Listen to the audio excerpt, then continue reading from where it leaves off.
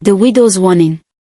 The rain came with no announcement, thundering down like 1,000 angry drums on the rooftops of Nimu village.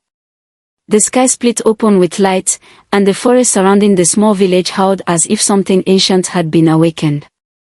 Inside a modest mud brick house, Adisi tightened the rope holding the window shut. The wind whistled through the cracks, carrying with it the scent of wet earth and something stranger. She paused, inhaling sharply. Something in the air wasn't quite right. Kelechi, close the basket of yams. Ifeanyi, help your brother, she called out.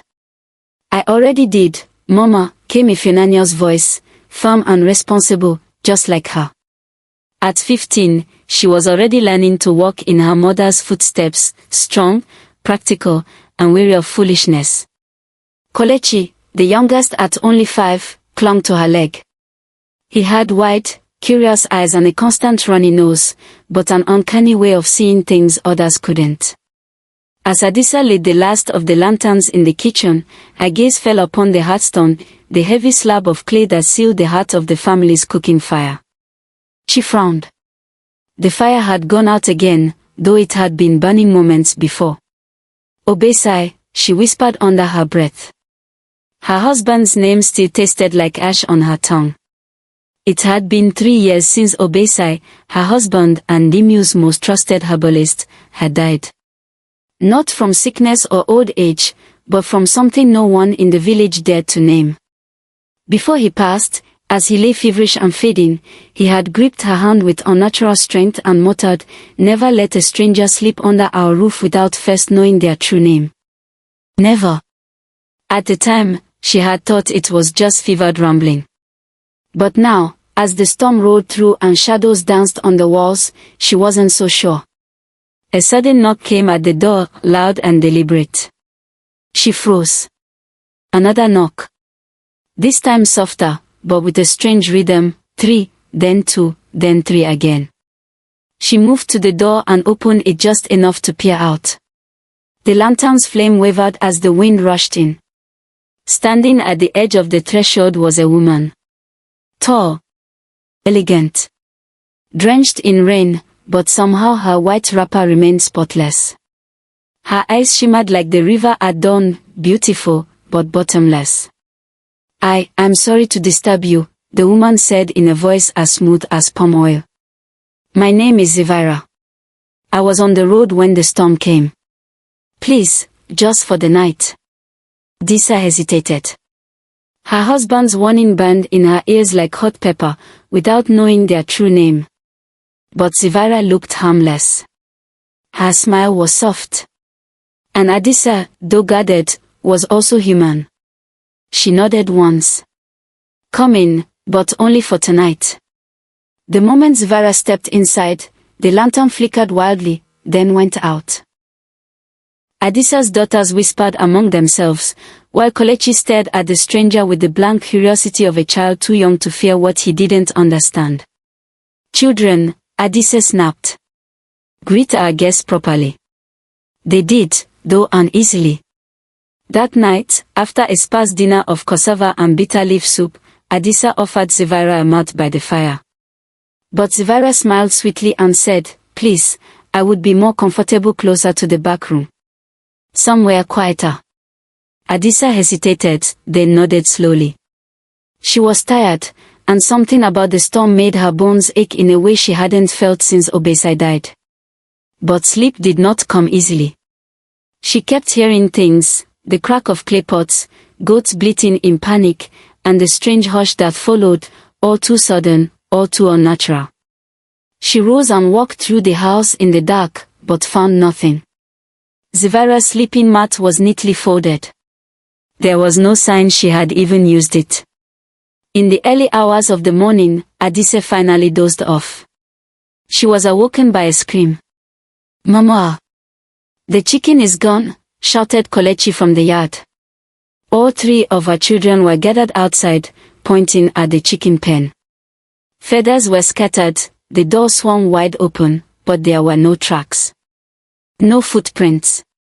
No sign of a predator. Not even in the wet mud. Zivira stood in the doorway, arms crossed, smiling faintly.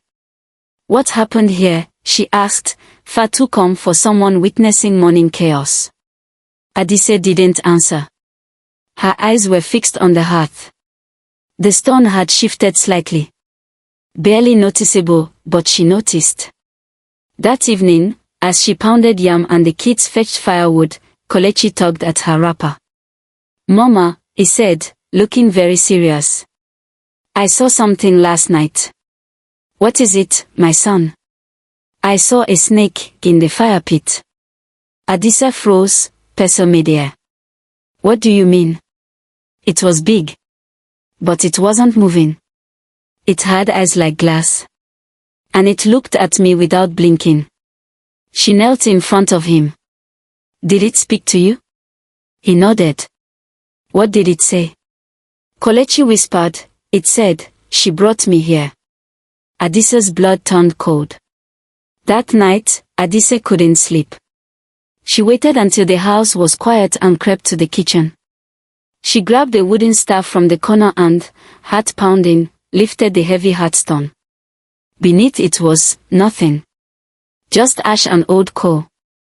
She exhaled, feeling almost foolish. Then she noticed a small trail, barely visible, a line of scorched earth leading from the hearth toward the back of the house. The path shimmered, like something had slithered over it. She replaced the stone carefully, heart thundering. The next morning, Zivira acted as if nothing had happened. She offered to help sweep the compound and even gave Kelechi a handmade doll she claimed would protect him from bad dreams. But the moment Kelechi touched it, he burst into tears. Adisa snatched the doll and threw it into the fire. "No charms in this house," she said coldly. Zivira blinked slowly. "It was only kindness, sister."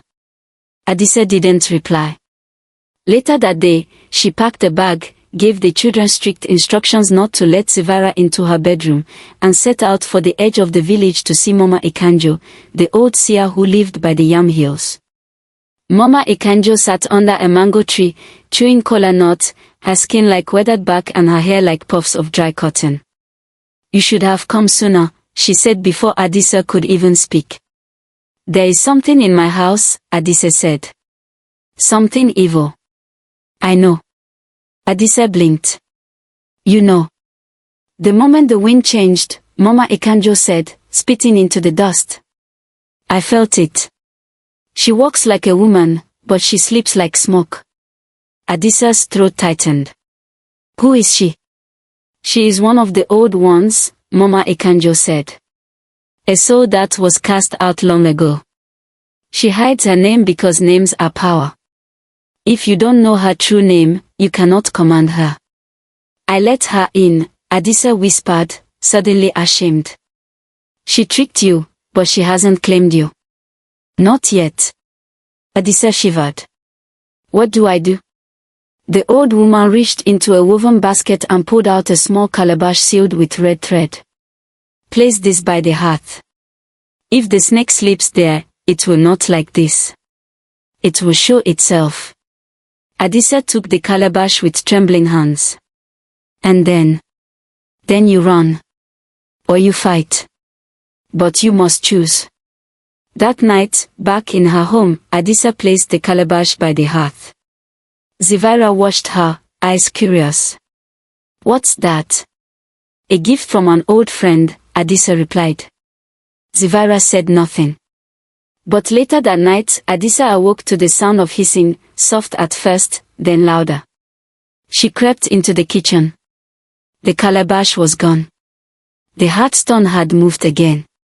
And in the ash, a long, sleek trail leading toward the children's room, ashes that breathed. Long before sunrise, Adisa tiptoed to the kitchen, lifted the lantern, and drew a deep breath. She would face the truth in daylight, with both eyes open. With a grunt she heaved the hearthstone aside. There it was, a snake the color of wet granite, coiled so tightly it looked carved, not born. Yet when she passed her hand an inch above the creature, she felt heat, as though the coils hit embers. Its glassy eyes reflected the lantern flame, giving the illusion it watched her even in perfect stillness. For one frozen heartbeat she wanted to smash it to pieces, or run to the far end of the world, but Obesai's voice echoed in her memory, look first, strike second, know the shape of the danger you fight. She slid the hearthstone back and hurried into the courtyard, where Zivara watered the hibiscus with perfect house gesture. Adisa, there is something beneath my fire. Zivara, tilting her head, smile syrup sweet, fire needs wood, dear sister, not suspicion. And that was that. The newcomer hummed a lullaby while the hibiscus drank, as if clay snakes were no more kitchen furniture. To the perfect helper. By noon, the village was buzzing. Have you tasted Adisa's new friend's pepper soup? Ehen, she adds a leaf that melts in your mouth. Zivara had set up a little mat in the market square, dispensing free samples and harmless gossip. A sachet of headache powder for old Mrs. Hugo. A charm of twisted grass for the young hunter hoping to shoot straight. 2 silver hairpins and an almost true story for the chief's second wife, just spicy enough to keep her visiting. People love a giver more than a guardian, and Adisa, who had always traded honestly, counting each cowrie twice, now seemed stingy by comparison. Each time she corrected a rumor or warned a neighbor, take, but asked the price, a fresh whisper floated in the air, bitter widow, jealous herbalist, she fears being replaced. Even her own children were drawn in. Ifyunanya lingered after market, helping Zivara pass out tiny bags of colored salt. Chimka, the middle child, followed her around like a kitten, dazzled by tales of distant cities where palm wine flowed from golden taps. Only Kolechi kept to his mother's side. He still woke screaming about fire pit serpents, and the doll Zivara had offered now lay shattered in a corner, its straw inside scattered like spilled secrets. 3. A meal of quiet poison. 5 days after the Hearthstone discovery, Zivara announced she would cook a celebration dinner. Adisa swallowed her unease, refusing hospitality in public would mark her as spiteful for months. Besides, she would taste first, she trusted her tongue more than any amulet. The stew looked harmless, garden egg, smoked goat, red oil shimmering on top. The aroma pulled neighbors over the fence. Yet Adisa noticed 2 things. Steam rose only from half the pot, as though the right side simmered over a different fire. Zivara never served herself. She chatted, ladled bowls, but her own dish stayed untouched. Adisa sampled a spoonful, nothing. She waited. Still nothing. She exhaled and allowed the children to eat, but her heart beat like a calabash drum. That night, a chorus of crickets filled the dark. Then came Kolechi's cough. Keke, so deep it rattled the bamboo rafters. He burned hotter than the midday sun. His eyes rolled white, his lips cracked. Adisa brewed every remedy Obesai had taught her, hibiscus root for fever, crushed baobab seed for the lungs, a paste of ground kola nuts for the blood, but each swallowed dose came straight back up. By dawn the boy could barely whisper. When Zivara offered a simple leaf said to cool the body, Adisa slapped it from her hand so hard the leaf spun like a startled moth. Zivara, voice dripping honey, you blame me for ill chance. Adisa, ill chance does not come carrying your smile. For the clifford of questions. With Kolechi wrapped in a goatskin blanket against her chest, Adisa set out for Mama Ekanjo, whose heart clung to the limestone cliffs like a stubborn limpet. The path was steep, rough rocks bruised her bare feet. A vulture circled overhead, as if counting heartbeats, but she climbed on, singing fragments of lullabies to keep Kolechi tethered to waking. Near the summit she found the old seer feeding red millet to a 3-legged goat. Mama Ekanjo, child, you arrive heavy as thunder. Adisa, thunder would be lighter, Mama. My son is dying. Ekanjo's eyes, foggy but fierce, regarded the boy. She placed one finger on his forehead, another on his sternum. The skin beneath her fingertips trembled like drum leather. Mama Ekanjo, not sickness. Binding. Adisa, binding with what? Mama Ekanjo, with hunger, another's hunger. She beckoned Adisa inside. Herbs hung from the rafters in brittle curtains. In the center, a clay bowl smoked with dark incense, releasing a scent that swung between sweet and rotten. Mama Ekanjo, you fed hospitality to a mask. The mask has married your household. Adisa, married. Mama Ekanjo, child, you have not welcomed a guest, you have married a spirit. She wears human skin the way a dancer wears cloth. As long as she stays, your roof is her altar. Adisa clenched her fist until nails beat palm. Can a marriage made in trickery be broken? The seer produced 3 objects. A shard of obsidian, edges sharp as truth. A patch of grey salt, coarse as regret. A small bronze mirror, no bigger than a cowrie shell. Mama Ekanjo, place the mirror near the snake at moonrise. If dawn reveals a crack in stone, the spirit can be called by her hidden name. But. Adisa, but. Mama Ekanjo, if she notices the mirror first, the house itself may bleed. Adisa swallowed. And the salt.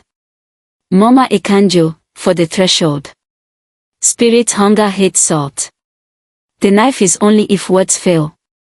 Words often failed, Adisa knew, especially when spoken to something that preferred silence. 5 salt lines and silent songs. She reached home just as dusk painted the village purple. Zivara sat in the courtyard braiding Ifunanyo's hair, laughter fluttering between them like bright cloth on a line. The sight stabbed deeper than any spear. Adisa pretended calm, carried Kolechi inside, laid him on the mat nearest the hearth. Once everyone slept, or seemed to, she crept to the kitchen. She dusted the mirror with breath-moist air, slipped it beneath the hearthstone beside the snake's door coils, then sprinkled a ring of grey salt across the doorway. Each grain felt like dropping a pebble into fate's wide well. Suddenly, crack, a lone pot shattered in the pantry. She spun around, heart hammering. A shadow drifted past the window, tall, feminine, swaying as if hips and shoulders moved to music no ear could hear. 6. The first glimpse of teeth. Midnight. The moon climbed over the palm trees, pale and vicious. Adisa sat vigil beside her son, every breath he took seemed borrowed. A whisper floated from the corridor, "Sister, the night sings. Will you not dream?" Zivara stood at the salt-lined doorway, eyes reflecting candle glow. She wore a single white wrapper and nothing else, no jewelry, no smile. Adisa, steadying her voice, "The house is full of dreams already." Zivara, "Then let me add mine." She stepped forward, and recoiled. Her foot hovered an inch above the salt, veins in her ankle bulging like startled worms. She hissed, soft, almost tender, then forced a laugh. "Zivara, children's games, Adisa. Salt lines. You shame your own flaw." Her gaze slid to Kolechi. "How fragile he looks. So small. One bump, he might shatter." Adisa rose, fingers brushing the obsidian shard tucked into her waist wrap. "Sleep, Zivara. Morning will judge us both." The spirit woman's grin flickered, and for a breath Adisa saw beneath the mask. A second set of eyelids blinked sideways, thin scales rippled where smooth skin should be. Then Zivara was gone, back into the corridor, leaving the salt untouched. 7 stunned her dreams. As the first strands of dawn crept through reed shutters, Adisa hurried to the hearth. She eased the stone aside. The mirror remained where she placed it, yet a hairline crack now ran across the snake's neck, glowing faintly like lightning beneath river water. At the same moment, Kolechi sucked in a breath clear and strong, color rushing to his cheeks. The fever broke like a god dropped on stone.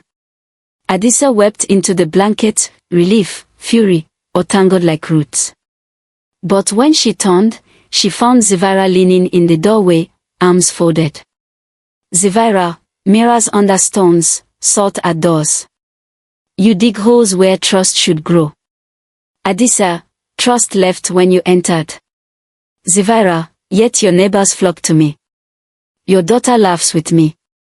Even your crops puck up when I sing." You cling to fear while the world chooses delight. She stepped forward deliberately, toes scuffing the salt. The grains hissed like dry leaves in flame, and a sour scent rose, as if burning hair. Zivara winced, but her smile returned colder than river clay. Marriages are not ended by salt, dear sister. They need truth, or blood. She turned and walked away, leaving a faint, scaly impression in the doorway, dust, almost, but not quite, the shape of a tail. 8 outcasts mourning. Word spread faster than wildfire. Adisa injured her guest. Some claimed she threw ashes, others swore she struck Zivara with a broom. By midday, 3 elders arrived to mediate. They listened politely to Adisa's story, nodded gravely, then suggested she apologize for unwarranted hostility. When she refused, one elder muttered just loud enough, "Grief makes a woman foolish." The other sighed, the way men sigh when they think wisdom resides only in their beards. Even if Yunania avoided her mother's eyes, mumbling something about peace in the home. Adisa swallowed the lump in her throat. If truth could be cooked like yam, perhaps they would taste it. But words felt slippery these days, sliding off ears before reaching hearts. 9. A promise on the cliff. That evening, Kolechi, still weak but breathing easy, leaned near and whispered, "Mama, the stone snake is dreaming. It wants to move." She shivered. "How do you know?" "I heard it. In my belly." He placed his tiny palm over his navel as though listening to shells at the beach. Adisa kissed his forehead and wrapped her shawl around her shoulders. The obsidian shard rested warm at her hip. The pouch of salt felt suddenly too light, as though grains leaked each time she doubted. She looked toward the distant cliffs where Mama Ekanjo's hut perched against the sky like a question mark. Adisa, to herself, if marriage is made, it can be unmade. But I will need more than salt and mirrors. I will need a name. And names hide in high places. With moonrise hours away, she stepped out, feet silent on the packed earth, leaving behind a house half awake and a spirit bride whose smile no longer reached her eyes. Cliffhanger. Under the dark canopy of baobab limbs, Adisa made a vow aloud so the night could witness. By dawn, I will know the true name of the serpent in my heart, or I will trade my own name for the knowledge. The wind answered with a hiss that might have been leaves, or scales. The sun rose reluctantly over Nimu, as though it too hesitated to peer into Adisa's home. The house once hummed with laughter, stewed with herbs, and smelled of warm firewood and goat stew. Now it stood in tense silence, smothered in order, but starved of joy. 1. The woman who locks doors. Zivara began her rule not with force, but with keys. She locked the granary, claiming Adisa forgets things these days, best to keep supplies safe. She organized the household finances, hiding the cowries in a clay pot in her room, which only she could open. She gave Ifunanya and Chimka new clothes, strange little bracelets carved with twisting patterns. "Wear these," she whispered, "and I will teach you the secret songs of womanhood." Adisa knew poison doesn't always taste bitter, it sometimes tastes like honey and approval. She confronted Zivara at dusk, voice steady. "You have made yourself queen where no crown was offered." Zivara smiled like someone being flattered. "Peace needs guardians, Adisa. I'm only guiding the ship you lost hold of." Adisa turned away before her hands betrayed her thoughts. She was afraid of what she might do, and what she might become if she failed to act. 2. Fire that refuses. One morning, Adisa rose before the cock crowed. She struck flint to kindling again and again. Sparks flew, but the heart remained dark. She tried dried bark. She tried palm oil. She whispered her late husband's old chant. "Let us remember the flame." Still nothing. Kolechi, wrapped in his little cloth, stood behind her and whispered, "Mama, the fire's afraid." She turned to see a trail of tiny soot footprints, snaking from the hearth toward the main bedroom, where Zivara slept. She touched the hearthstone. It paused faintly beneath her palm. From that day on, no fire would light in the house, except in Zivara's room, where strange-smelling smoke curled from under the door at night. Animals began dying, one chicken, then the goat, then the neighbor's dog that wandered into their compound. The yam spoiled on the vine. Rain fell too hard, or not at all. The trees near the house grew fruitless. The house was no longer just silent. It was listening. 3. The chief who listened to perfume. Adisa went to the village chief, his compound 3 hills away. She arrived dusty and breathless, carrying the cracked mirror and the calabash Mama Ekanjo had blessed. She explained everything, her guest's strange eyes, the fire that wouldn't burn, the serpent under her kitchen, her son's brush with death. The chief nodded slowly. Then he clapped once. A woman emerged from the back room, Zivara, wrapped in red, smiling like a merchant with good wares. Peace, chief. Adisa worries much. The grief of widowhood is heavy. I've been helping where I can. I've seen her, the chief added, giving medicine to children and oil to the shrine. You must rest, Adisa. We need not turn storms into lightning. Adisa wanted to shout, but her tongue fell heavy. As she left, she passed 2 villagers whispering, eyes flicking her way. She caught a word, unhinged.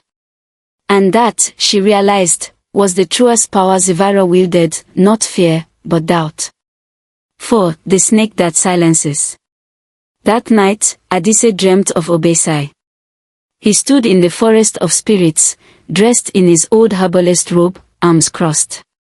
You forgot, he said. What? She asked.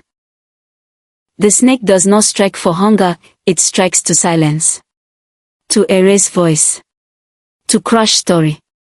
Behind him, shadow snakes slithered through the grass. They hissed words she couldn't hear, their tongues forked with secrets. She tried to run to him, but the ground beneath her turned to ash, and she fell into darkness. She woke gasping, clutching her chest. The heart glowed faintly, though no fire had been lit. And in her ears, faint as mist, your time is nearly up, old mother. 5. The right of the unseen. Adisa wrapped herself in her husband's old cloth, the one marked with his herbalist sigils, and set off toward Mama Ekanjo's cliff once more. This time, Ekanjo didn't greet her with kola or riddles. Her eyes were stern. You seek the forbidden right? Yes. Then you must be ready to give something up. Protection requires price. Adisa did not flinch. They walked in silence to a shallow cave filled with symbols carved by women long dead. Ekanjo gave her a sharp feather, a bowl of dark dye, and a gourd of oil that shimmered blue under moonlight. Etch the mark on your home's gate at midnight. Speak no word until dawn. If she crosses it, she will show her true form, or suffer. Adisa bowed. She returned home unseen, stepping carefully over the soil that still lined the kitchen. As the moon climbed, she traced the protective symbol on the gate, an eye within a spiral, with 7 dots circling it. She whispered nothing. She drank no water. Even her heartbeat seemed quieter than the wind. She waited. 6. When spirits tried to leave. At dawn, birds began their usual chorus, but the house remained eerily silent. Zivara emerged late, dressed in silver cloth, gold anklets tinkling with each step. She approached the gate, yawning, adjusting her earrings as though nothing were wrong. Then she stopped. One toe hovered above the threshold. Her smile faltered. Her entire body seized, arched backward in a horrible curve, like a bow pulled too tight. Her voice let out a sound that was not a scream, but a shriek, layered and hollow. She could not cross the gate. She staggered backward, breath ragged. A faint burn mark had appeared on her ankle, where the air near the gate had touched her. What did you do? She hissed. I gave my house back its voice, Adisa replied calmly. Zivara looked at her with venom and fear. You think you've won, widow? This is only the second coil. The snake has not yet fed. Then it shall starve, Adisa said. Zivira retreated into the house, slamming the door behind her. But the air had changed. Even the soil outside the house felt different. A single bird chirped in the mango tree, a sound Adisa hadn't heard in weeks. Kelechi peeked out from behind the curtain. Mama, the fire is awake again. She turned. The kitchen hearth had a tiny flame, flickering weakly, but alive. 7 fractures in the web. That evening, Zivira's mood was ice and thunder. She paced. She sang in a language no one recognized. Her eyes darted toward the gate like a cat eyeing a cornered rat. She tried to bribe Ifunanya to fetch herbs from the bush. The girl hesitated, for the first time in days. Mama said we don't fetch alone anymore. Mama's rules are not yours, Zivira whispered. They are while I live here, the girl replied, and walked away. Something in Zivira's gaze crumbled. Even Chimka, the middle child, began to cling to Adisa's wrapper again. The bracelet Zivira gave them sat forgotten in a basket of pebbles and broken hair beads. But Adisa did not gloat. It sharpened her resolve. 8 snake under skin. That night, the hearthstone moved again, but not by hands. It quivered, lifting slightly before settling. Kelechi woke with a nosebleed. A chalky residue formed on the floor beneath the cooking pots. The snake, once dormant, was now growing curious. But Adisa was no longer afraid. She was preparing. She sat cross-legged beside the flame, humming her husband's healing song in reverse, binding the house to memory. She looked at the wall where her family's shadows stretched in candlelight. Only 4 shadows. Zivira's did not appear. 9. The fire remembers. As the week closed, Adisa burned dried bitter leaf and sage, sweeping the compound from back to front. When Zivira saw the smoke curling toward the gate symbol, she hissed through clenched teeth. Superstition is not a weapon, Adisa. Neither is silence, Adisa replied. The 2 women stood staring across the compound, flame between them. The house washed. Even the flies stopped buzzing. Zivira stepped forward, daring the gate line again. Her foot hovered, and stopped. She could not move forward. Adisa spoke softly. The gate knows what I invited. But the heart knows what stayed. Zivira retreated without a word. And for the first time, Adisa knew, she wasn't just surviving. She was winning. Point 1. The heart that whispers. The nights in Adisa's home no longer passed in silence, they whispered. The children tossed and turned in sleep, muttering strange phrases. Footsteps echoed overhead where no one walked. And from the rafters, something slithered just out of sight. The snake beneath the hearth had outgrown its hiding place. Now it stretched across beams and shadows, shedding scales like dried petals. Most nights, Adisa sat at the edge of her sleeping mat, blade in hand, watching the glow of the fire as if waiting for it to flicker out. But what disturbed her most was Ifunanya. The girl had begun speaking in her sleep. Not normal mutterings, no. She chanted. The heart is hers now. The mother cannot save us. The name is buried. The name is burned. The sister sees. The sister waits. Adisa felt her blood run cold the first time she heard it. By the third, she had already packed her calabash, kissed Kelechi's forehead, and sworn a new oath to the wind. I will find the name. Even if I must crawl through death's mouth to do it. 2. The Whispering Tree. Her first stop was the Whispering Tree, an ancient baobab said to hold the voices of every woman who had ever spoken in pain. It stood alone in the red valley outside Nimu, its bark carved with names that had faded into story. Adisa approached at dawn, barefoot, and offered crushed kola nut to the roots. She placed both palms on the tree's bark and whispered. What name was worn by the spirit who wears my house? The wind shifted. The branches swayed, not in a breeze, but in rhythm. A voice, dry as bark and layered with echoes, spoke back. She was born not as she is. She was once twin flame to another. Now she is ash with eyes. She is a sister of the deep coil. Adisa blinked. What is the deep coil? The voice rustled again. They feed on forgotten grief. On what is mourned too late, or never mourned at all. She saw flashes in her mind. A woman alone at childbirth. A widow mocked for her tears. A girl shamed into silence after a village fire. Their pain fed something. Gave it form. Gave it Sivara. 3. The Mirror Pond.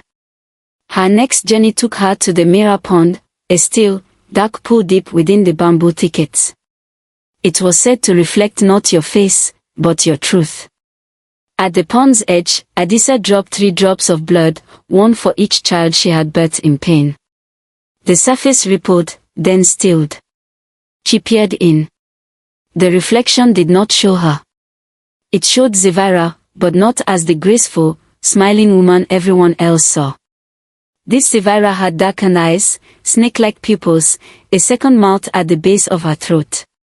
Her skin flickered like scales beneath silk.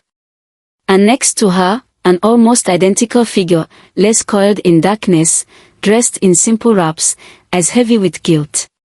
A twin. Adisa reached forward. The image shimmered. Words floated across the surface like ash. Only the one who shared her beginning can reveal her name's true ending. 4. The Wind Caves. Mama Ekanjo had told her, ask the cave. If it breathes back, it knows. The wind caves howled even in still air. Locals avoided them, fearing spirits that mocked the living. Adisa entered the largest mouth of rock, a torch in one hand, the protective symbol painted on her forehead in chalk. The wind shrieked around her, rattling her bones like drums in a funeral march. Inside, she cried out. What is her name? What was it before the snake? The wind didn't answer immediately. Then came a whisper, not one voice, but many, speaking through one mouth. It is hidden in mere blood. One lives who holds the key. Across the river that mourns without tears. Adisa knew what that meant. There was a legend. A river of bones, far east past the haunting plains. It was said to be made of the unburied. No one who crossed it returned unchanged.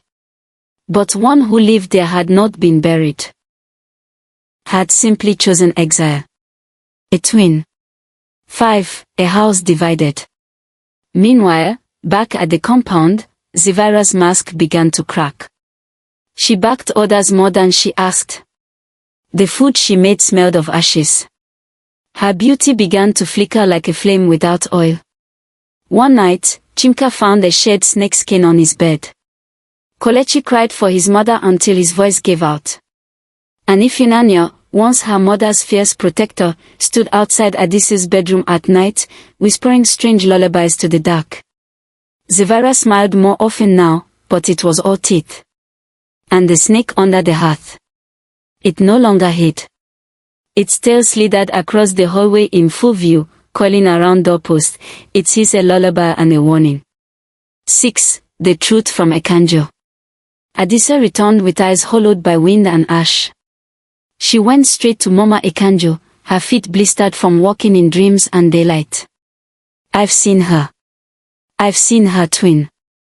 Ekanjo said nothing for a moment. Then, you know what must be done. Speak her name, during the fire moon. Yes. But names kept too long turn sharp. If you speak it unready, it can cut you instead. Adisa nodded. Then teach me how to speak it right. Ekanjo lit herbs, passed smoke through a carved ivory ring, and whispered. When the fire moon rises, the soul is closest to its beginning. If you name her in that moment, with her sister as witness, the name will bind or break her. Adisa gripped her staff. And the river of bones. The old woman's eyes grew shadowed. No one crosses it with pride. Only with loss in their hands. 7. Crossing the River of Bones. She traveled alone. Not even Kolechi could accompany her this time.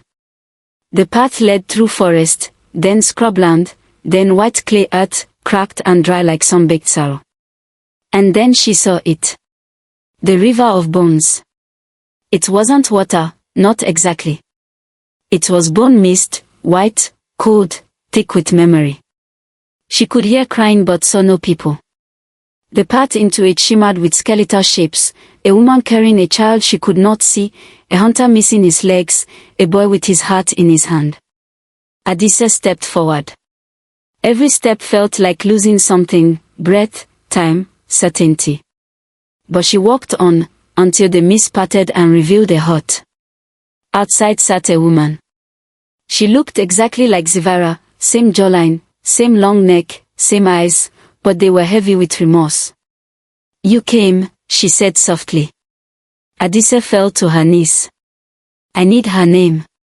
The twin nodded. I buried it inside me when she became what she is.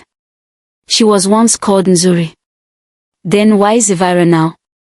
Zivara was the serpent's gift. But her name was Nzuri, beautiful. She wanted power so she wouldn't be forgotten. I ran so I wouldn't be consumed. Adisa rose. Come with me. Witness the fire moon. The twin hesitated. Then she stood. For our mother's sake, I will. 8. The fire moon. On the night of the fire moon, the entire sky bled orange. Adisa stood in the compound center, her children behind her, the twin beside her, her staff in hand. The symbol of protection glowed at the gate. And Zivara stepped out of her room, her face now flickering between woman and serpent, her hands coiled, her hair like riding threads. You think your moon frightens me, she hissed. No, Adisa said. But your name might. Zivara paused. The twin stepped forward. Sister. Nzuri. The spirit screamed. The snake uncoiled fully, rising from the heart like smoke with fangs. The house shook. Adisa stepped forward and shouted. Nzuri. Daughter of the first flame. I name you, I call you, I return you. The snake shrieked, wrapping around Zivara, crushing her. But she did not disappear. She began to burn, from inside out.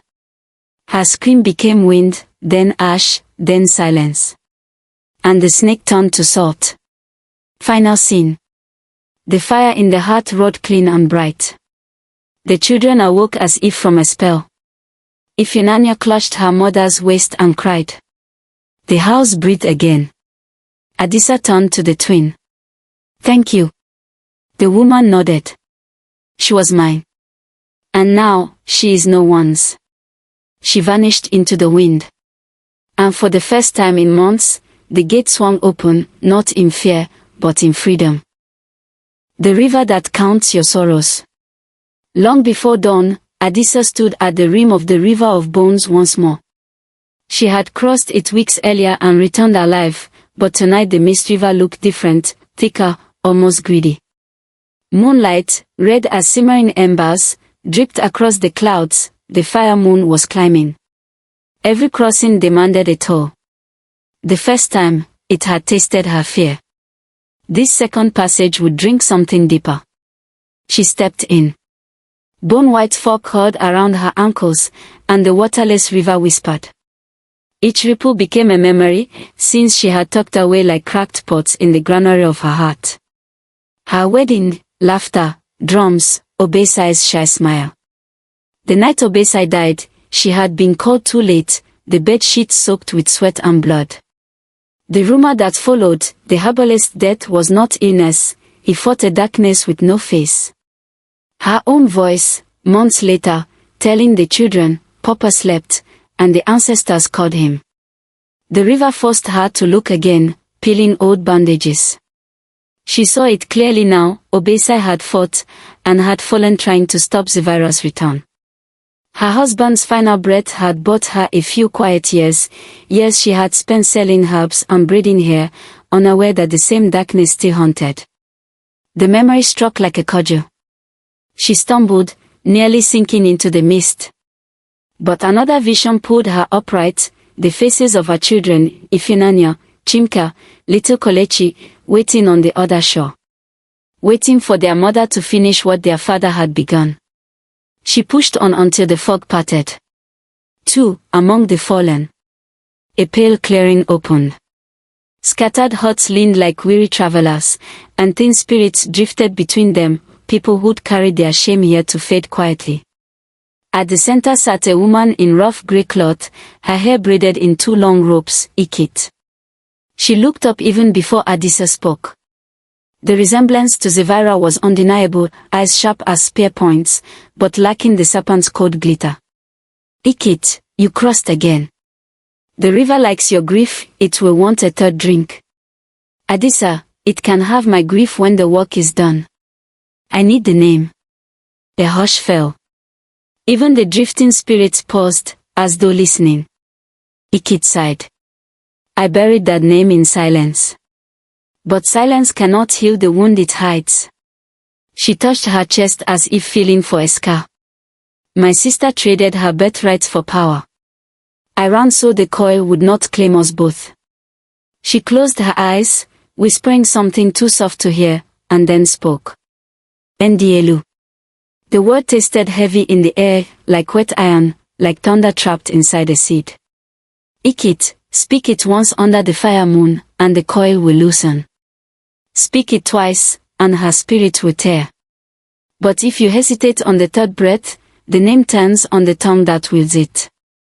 Adise bowed. Come with me. Lend me your witness. Ikit's mouth trembled. I have lived among half-dead things too long. But for my sister, to free or to finish, I will walk.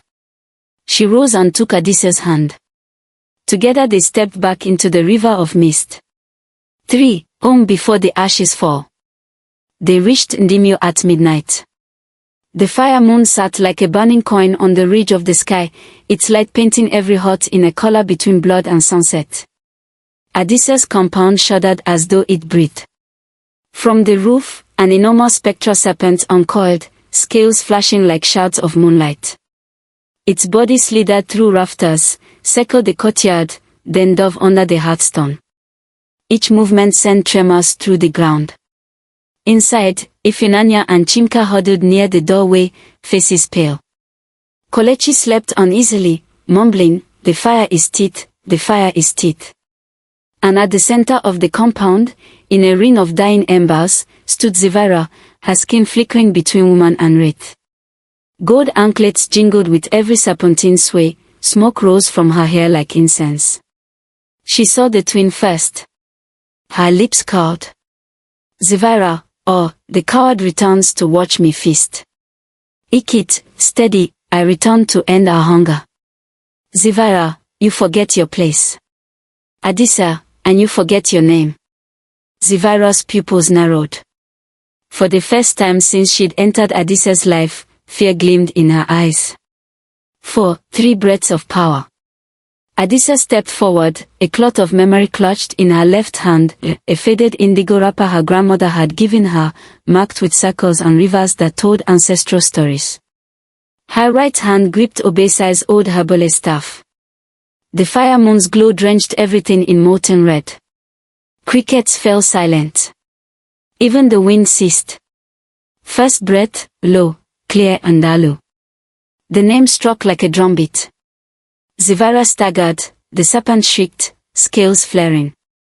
Second breath, rising, resolute and hollow. A crack split across Zevira's chest, glowing like hot charcoal.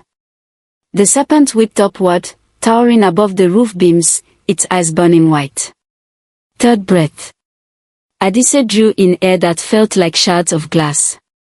The final word had to be perfect, steady, unflinching.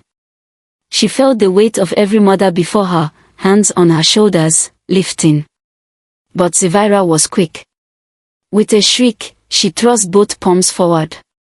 Shadowed flames burst, slamming Adisa backward into the courtyard wall. Stones crumbled, sparks flew. The third breath caught, half spoken. Zivara lunged, ready to silence the name forever. And Ikit stepped between them. She spread her arms, voice shaking, "Sister, see me. Remember the river where we were born. Remember the sky before we chose hunger."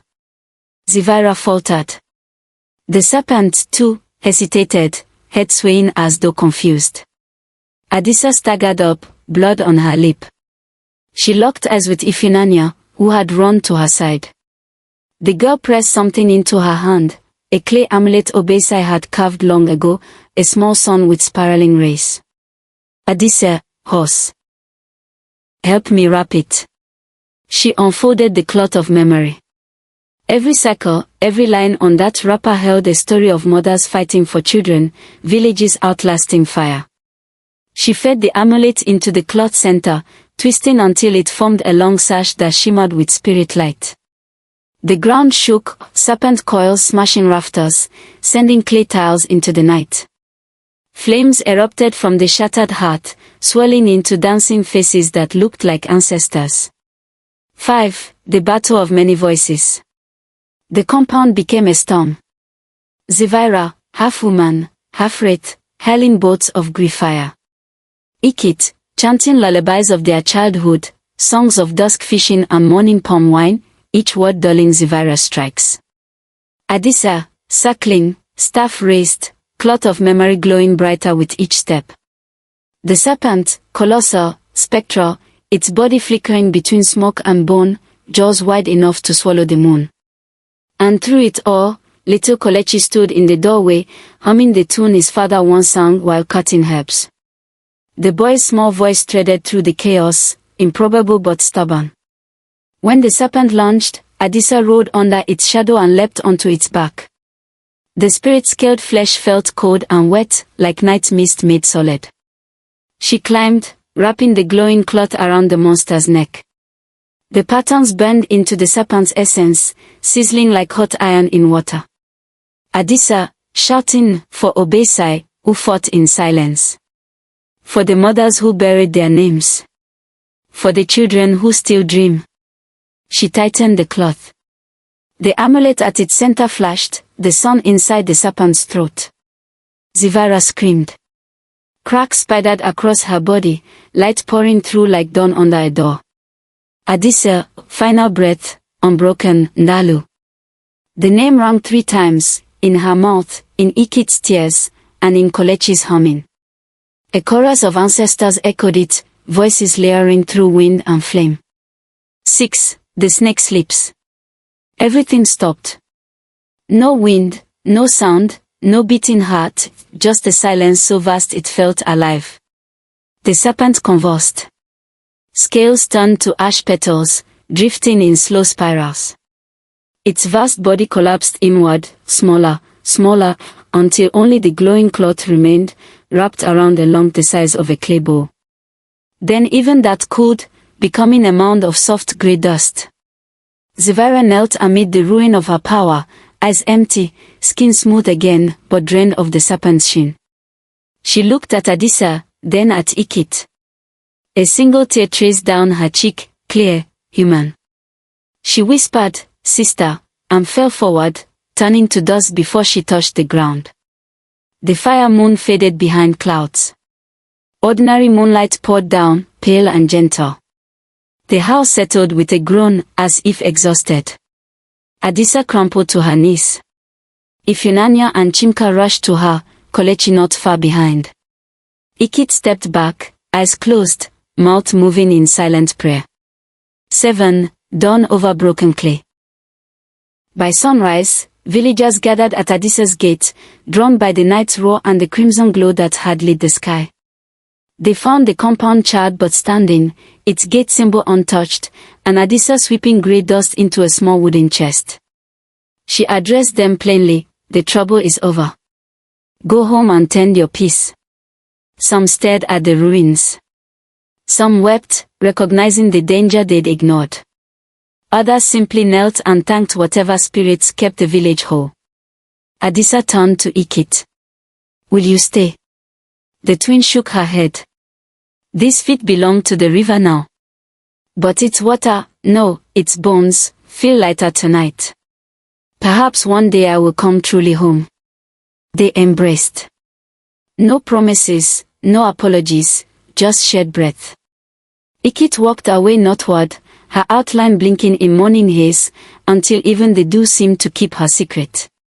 8. The Heart Reborn. Weeks passed. With help from friends who at last understood, Adisa rebuilt the roof, replaced cracked walls, and planted new cassava cuttings. She ground the snake dust into the red earth of her herb plot. Green shoots sprouted faster than any season before. Each dusk, the heart stone glowed warm, no snake beneath it, only embers and the smell of yam pottage. One evening, Kolechi asked, "Mama, will the snake ever wake again?" Adisa smiled, stirring the pot. Everything sleeps. Not everything returns. If Yonanya added more wood to the fire. The flames rose tall, but friendly. Chinka carved a new spoon from Iroko wood, whistling softly. On the compound gate, the eye within the spiral still shimmered, though the chalk had long washed away. Visitors swore they felt a gentle push of comfort whenever they crossed inside. Epilogue, the last song of closure. On the anniversary of the fire moon, Adisa gathered her children before the hearth. She unfolded the cloth of memory, now faded but unbound, and sang the song of closure her grandmother taught her, the one meant to finish stories so their echoes would never turn restless. Ash to soil. Soil to root.